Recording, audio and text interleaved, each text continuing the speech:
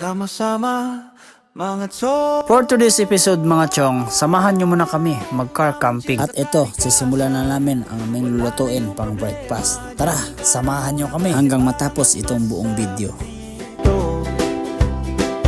Mga chong. Tosino nga pala ang una kong lulutuin dito mga chong.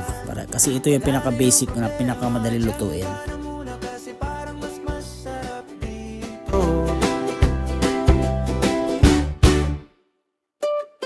Pag nadilim na, pasikatin ang liwanag, gawin poste yung kawayan para ramdam natin na nasa probinsya.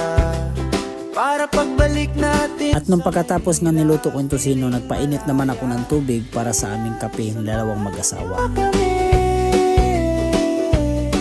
Para makita nyo, sama-sama mga chong. Habang ako'y naghihintay sa mainit na tubig mga chong, hinahanda ko naman ang aming iinuming kape para pag ready na siya. Kumbaga wala ka nang iisiping iba, nakahanda na sa mesa. Dito mga chong, tamang chill sa kalikasan.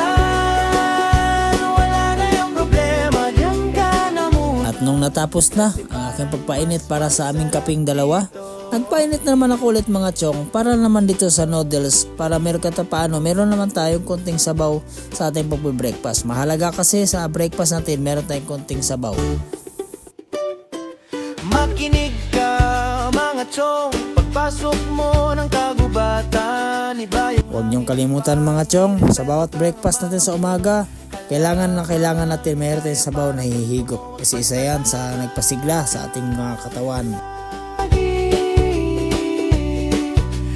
At dahil tapos na nga ang ating pagluluto mga chong, tara, samahan nyo kami.